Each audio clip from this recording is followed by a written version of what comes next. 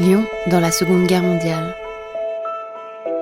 Un documentaire sonore du Centre d'histoire de la résistance et de la déportation. 1944, un été meurtrier, vers la libération.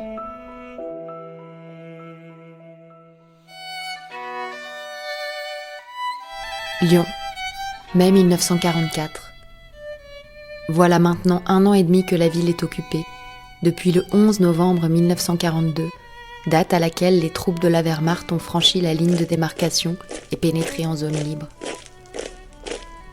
Depuis, les Allemands contrôlent la totalité du pays et la zone libre a été rebaptisée zone sud. Après l'exode de mai-juin 40, Lyon était devenue une terre d'accueil pour les réfugiés, mais aussi un point de ralliement des réseaux de résistance. Depuis l'automne 1942, la vie des Lyonnais s'est dégradée. Aggravation des pénuries alimentaires, multiplication des arrestations, répression violente des résistants, persécution grandissante des Juifs.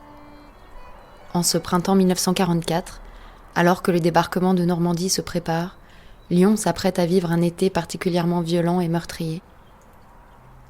En prévision des opérations à venir sur les côtes normandes, les Alliés coordonnent des bombardements d'installations ferroviaires dans plusieurs villes de France afin de gêner les déplacements des troupes allemandes.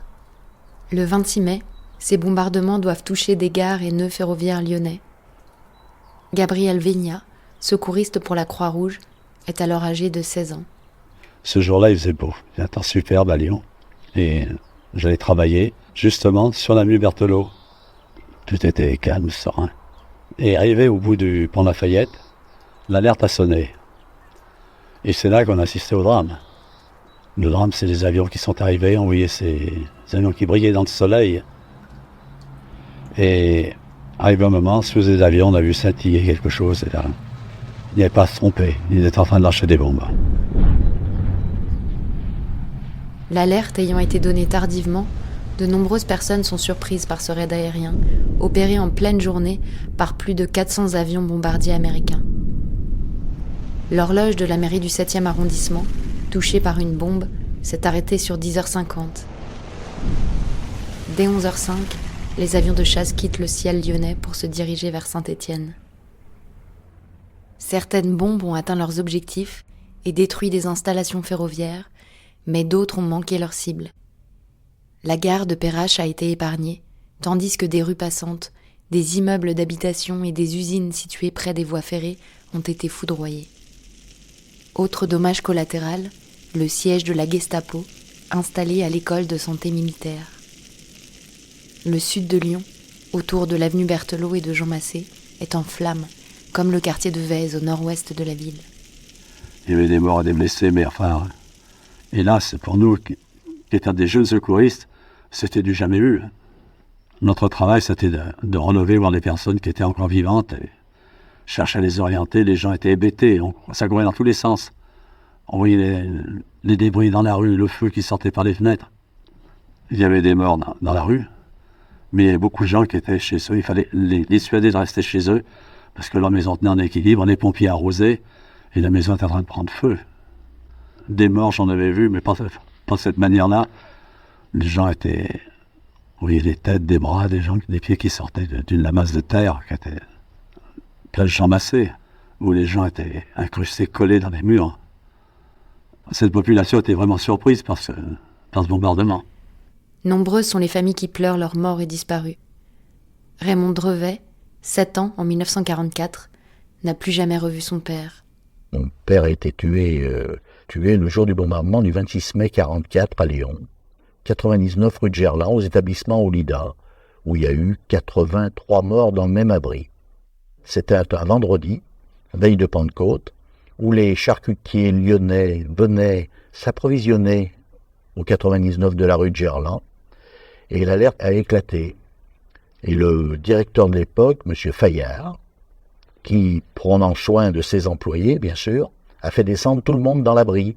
Il a fait fermer le portail, donc personne n'a pu partir. Alors la malchance a voulu qu'une bombe est tombée sur l'entrée du portail, une autre bombe au milieu de la cour, et la troisième, elle a passé par la porte de l'abri.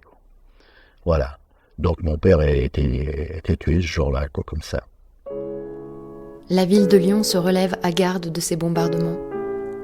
Il faut 3 jours et 3 nuits pour localiser et dégager les corps de toutes les victimes.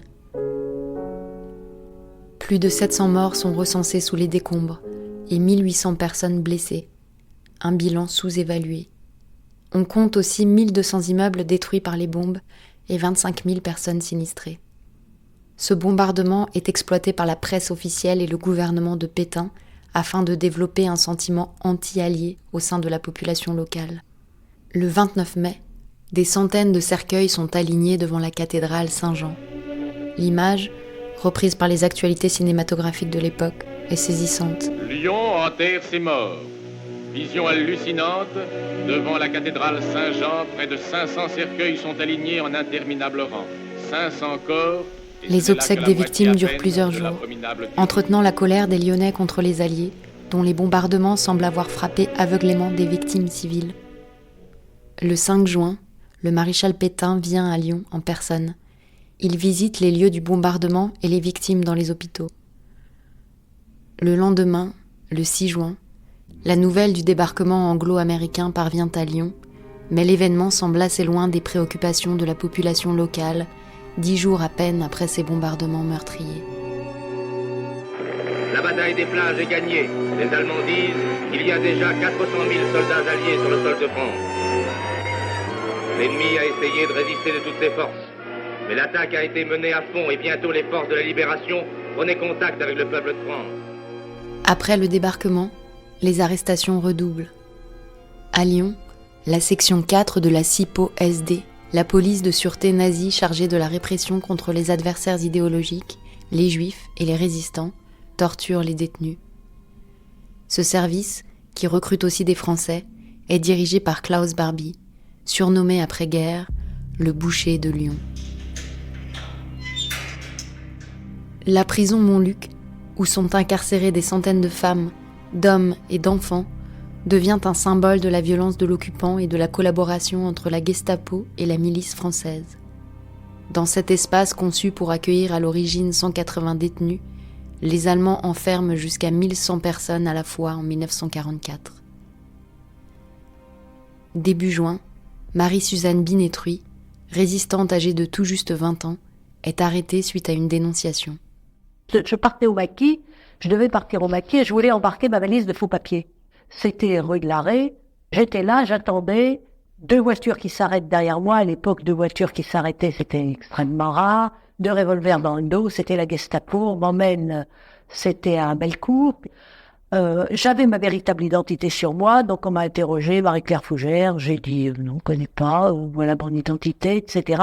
Et alors ils ont commencé à me tabasser. Je pense que c'est Barbie qui m'a interrogé, mais comme je n'ai été interrogé qu'une fois, je suis incapable de l'affirmer, mais je le revois brandissant une machine à écrire sur moi, et puis après ils m'ont emmené dans la pièce à côté pour la baignoire. À un moment donné, j'ai entendu crier, et je me suis rendu compte que c'était moi qui criais. Alors je me suis dit, je peux aussi bien parler, il faut donc que je parle, que je dise quelque chose en vitesse. Alors j'ai dit oui, je connais les prénoms, et j'ai donné les prénoms de mes 13 cousins germains avec le signalement inverse. Comme ça, j'étais sûre de m'en rappeler. Alors Maurice, qui était gros et brun, je disais Maurice, qui est maigre et blond. Et puis j'ai donné 3 locaux, 2 qu'ils connaissaient, et un qui avait été visité par la Gestapo la veille, je le savais. Alors j'ai donné ces locaux, là ils m'ont fichu la paix.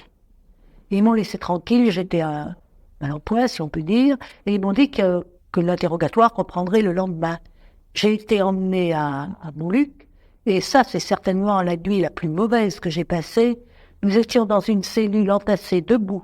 Nous étions 16 ou 17 femmes debout, sans pouvoir bouger. Tout avait été interrogé, et certaines torturées gravement, et on leur avait dit qu'elles le seraient le lendemain. Il y en avait une dont on avait tué le bébé, je me souviens. Et là, c'est une nuit où moi, j'ai été une bête.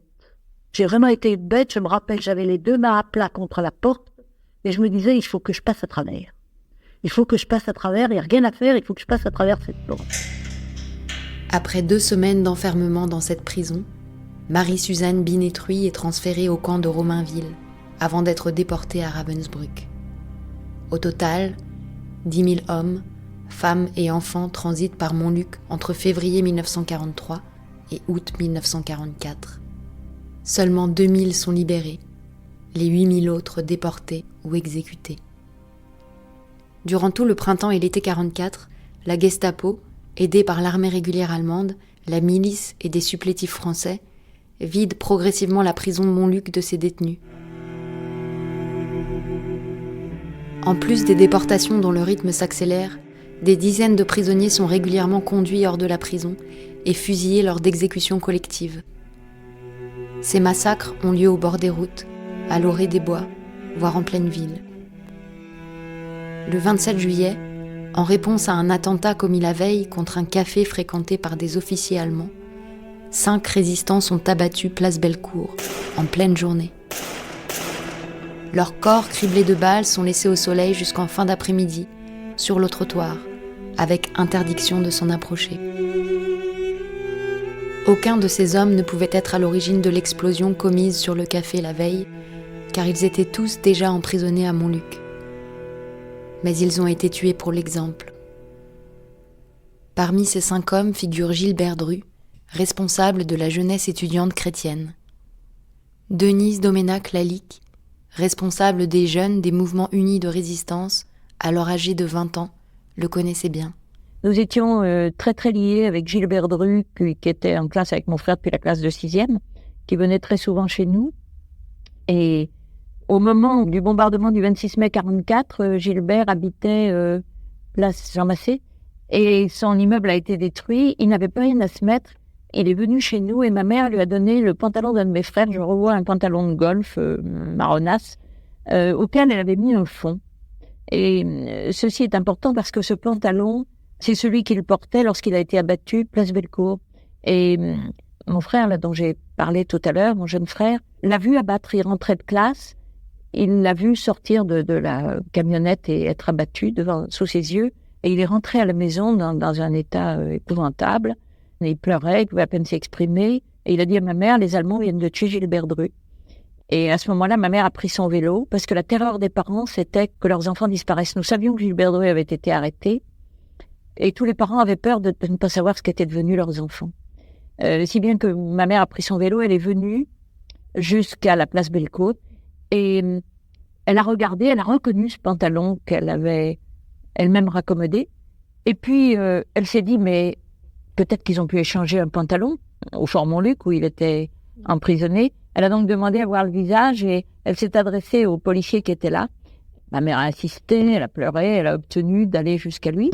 Elle l'a donc reconnu, elle est allée chercher son père pour le reconnaître. Donc la mort de Gilbert Dru, c'est quelque chose qui nous a été très, très proche.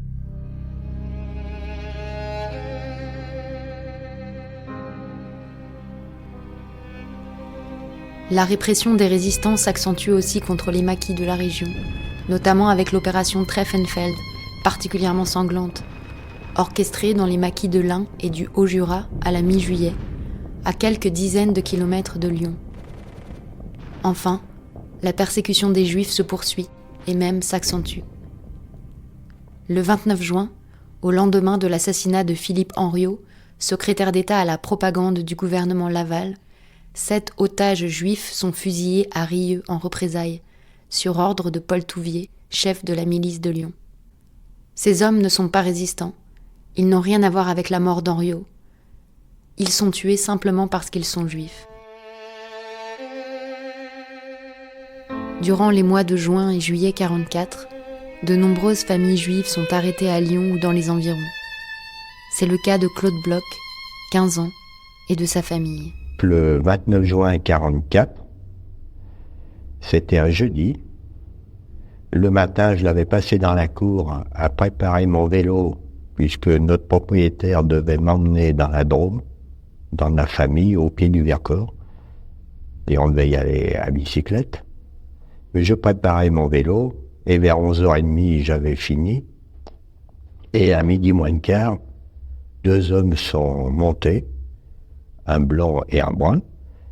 Je suppose que c'est sur dénonciation qu'ils nous ont trouvés.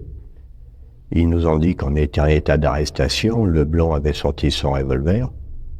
Ils ont fouillé tout l'appartement et vers midi 20, midi et demi, ils nous ont emmenés, mon grand-père, ma mère et moi, à Lyon dans une Juve A4, puis jusqu'à la place Bellecour, où la Gestapo s'était repliée après le bombardement de l'école de santé militaire du 26 mai 1944. Là, en arrivant, ils nous ont fait descendre dans la cave, où il y avait des chaises alignées face au mur, où il y avait déjà beaucoup de personnes, avec interdiction de parler. Je me suis donc assis à côté de ma mère et de mon grand-père, et environ 10 minutes après notre arrivée, le brun qui nous avait arrêtés est venu chercher mon grand-père et ma mère pour interrogatoire. Et peu de temps après, ma mère est redescendue en larmes, s'est assise à côté de moi et a pu me glisser dans l'oreille, ils ont tué ton grand-père.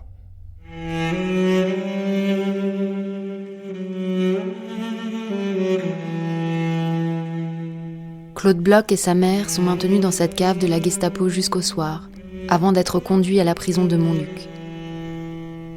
Ils y restent détenus 3 semaines, puis sont transférés au camp de Drancy, avant d'embarquer le 31 juillet dans un convoi à destination d'Auschwitz. Seul Claude Bloch reviendra.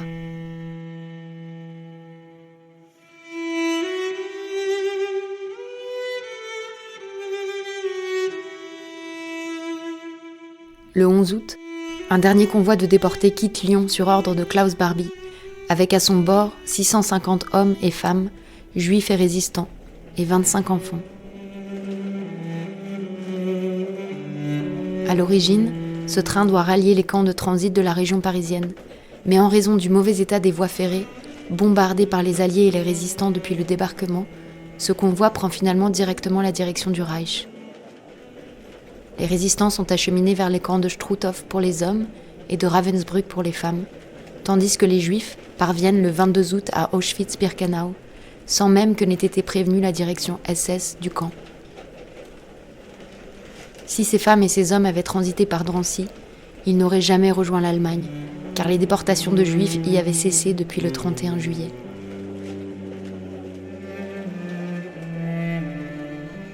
Le débarquement de Provence a lieu 4 jours à peine après le départ de cet ultime convoi de déportés, le 15 août. L'opération rassemble des soldats américains et britanniques, mais aussi des troupes françaises et l'armée d'Afrique, composée de soldats enrôlés dans les colonies françaises, particulièrement en Afrique du Nord. Ce second débarquement, dont l'objectif est de détourner les forces allemandes de la Normandie et du front russe, accélère le processus de libération du pays. Son annonce contribue aussi à grossir les effectifs de la résistance. Sous le feu des bombardements alliés et des attaques des maquis, les Allemands abandonnent plusieurs villes côtières les unes après les autres. Cavalère, Saint-Raphaël, Sainte-Maxime, Agay. À Toulon et Marseille, Hitler donne l'ordre à ses troupes de combattre. Après plusieurs jours de bataille, les 2 villes sont finalement libérées les 27 et 28 août. À Lyon et dans les maquis alentours, on suit l'avancée des Alliés à distance. Celle des troupes débarquées en Normandie et en Provence, mais aussi celle des fronts de l'Est, même si les informations sont parfois biaisées.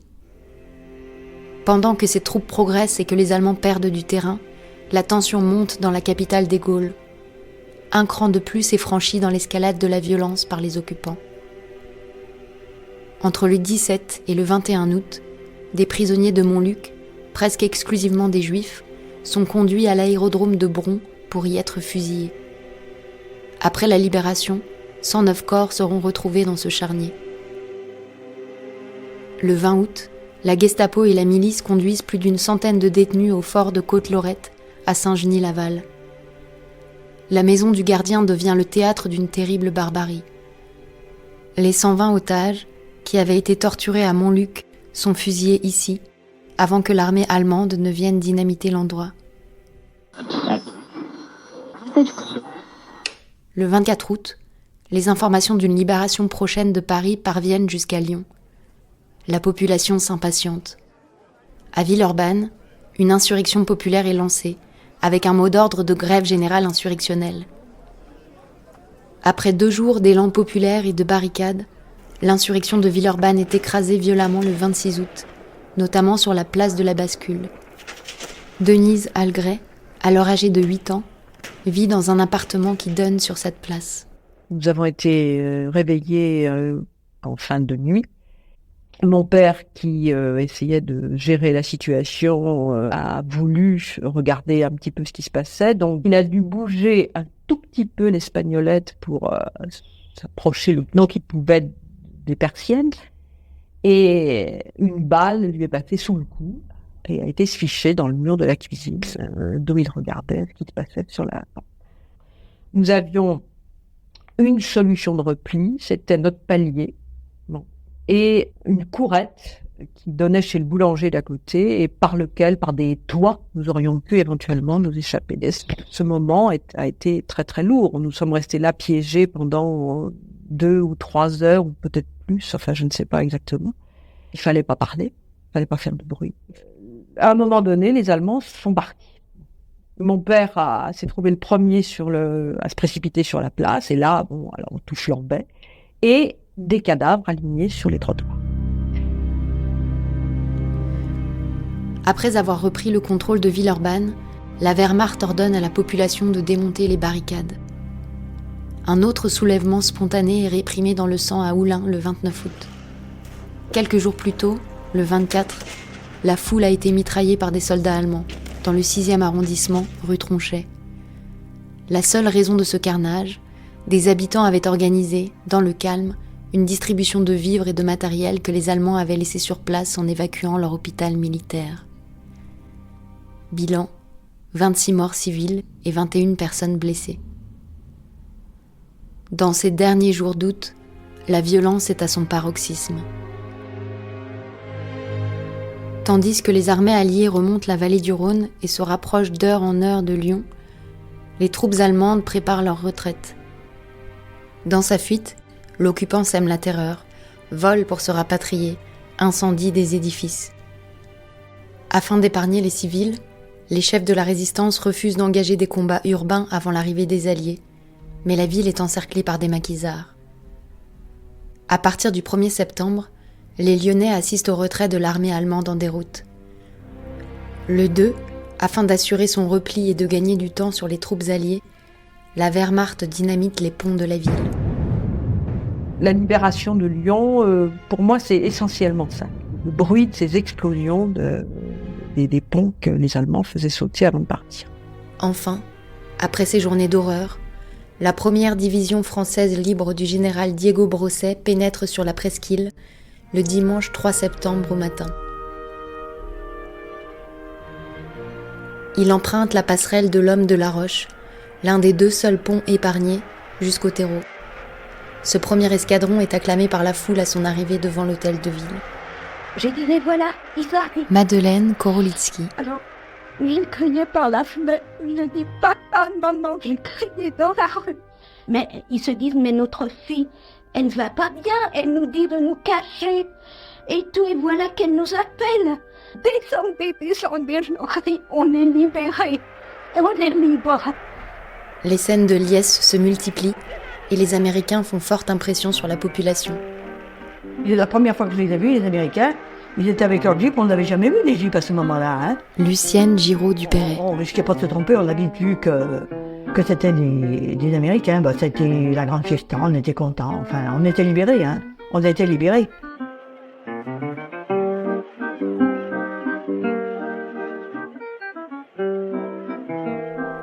La fête est entachée encore quelques jours par des échanges de coups de feu et des tirs de grenades en de nombreux endroits de la ville, entre les armées de libération et des soldats allemands pris au piège ou des miliciens embusqués.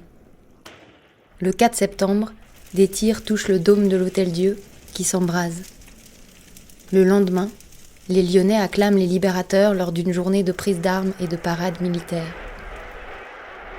Le 14 septembre, la ville de Lyon accueille avec ferveur le général de Gaulle. Dans un discours historique prononcé depuis le balcon de l'hôtel de ville, il baptise Lyon capitale de la résistance. Si tout reste à faire, les institutions s'organisent. Yves Farge, résistant et ancien journaliste du Progrès, est nommé commissaire de la République. Justin Godard, ancien député ayant refusé les pleins pouvoirs à Pétain, est nommé, lui, maire provisoire. Mais derrière l'enthousiasme de la libération, Le bilan est lourd. La Seconde Guerre mondiale a fait plusieurs milliers de victimes dans la capitale des Gaules, et cet été 1944 a été particulièrement éprouvant et meurtrier. Au lendemain de la libération de Lyon, comme ailleurs en France, un climat de vengeance parcourt la ville. Des épisodes d'épuration sauvage surviennent avant que l'épuration ne devienne judiciaire et officielle. La ville est libérée, mais la vie quotidienne reste difficile, marquée par les pénuries alimentaires. Si des boulangers lyonnais brûlent des tickets de rationnement à la Libération, les cartes de pain vont devoir être rapidement remises en circulation. Le rationnement perdurera finalement jusqu'en 1949 et l'hiver à venir sera particulièrement difficile. L'hiver 44-45 est très dur. J'ai de mauvais souvenirs, je dirais, de la vie quotidienne. Très mauvais souvenirs. Denise Algret. Il y avait des coupures de gaz et d'électricité. Donc il fallait organiser sa vie d'une manière très stricte. Problème de charbon, problème de chauffage. Et l'hiver 44-45, comme tous les hivers de la guerre d'ailleurs, a été extrêmement rigoureux. Je me souviens d'une personne âgée qui était dans mes relations, qui grattait des allumettes au-dessus d'un cendrier pour que le temps que l'allumette brûle, ça lui réchauffe les mains. Au-delà de ces difficultés, il faut aussi loger ceux dont les habitations ont été bombardées et rebâtir les édifices détruits. L'urgence est également à la reconstruction des ponts. Des prisonniers de guerre allemands sont mis à contribution pour cette mission, mais les premières passerelles provisoires ne résistent pas aux inondations de l'hiver. La guerre n'est pas terminée. Elle ne prendra fin que le 8 mai 1945 en Europe et le 2 septembre dans le Pacifique. Au-delà des deuils, les familles lyonnaises comptent de nombreux absents, déportés pour faits de résistance ou parce qu'ils étaient juifs, prisonniers de guerre, travailleurs du STO. Beaucoup de familles sont impactées et la libération entraîne une coupure de contact entre ces Français détenus en Allemagne et leurs proches.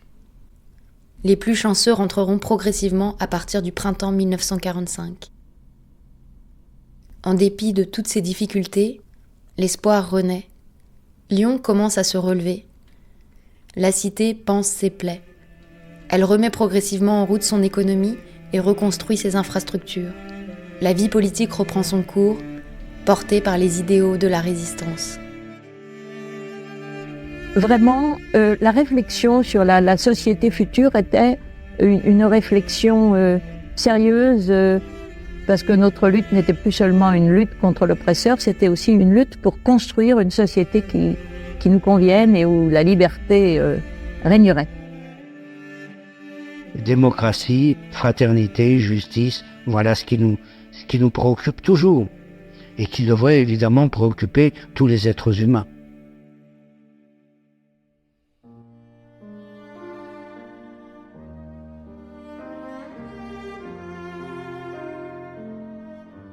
C'était 1944, un été meurtrier, vers la libération de Lyon.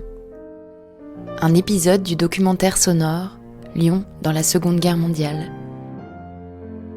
Avec les témoignages de Denise Algret, Marie-Suzanne Binetruy, Claude Bloch, Nathan Chapochnik, Madeleine Dimet née Madeleine Korolitsky, Denise Doménac-Lalique, Lucienne Giraud-Dupéret, Raymond Drevet et Gabriel Végnat.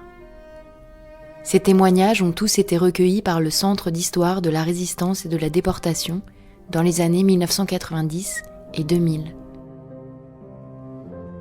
Écriture et réalisation, Marine Beccarelli, accompagnée par l'équipe du CHRD. Un podcast du Centre d'histoire de la résistance et de la déportation de Lyon.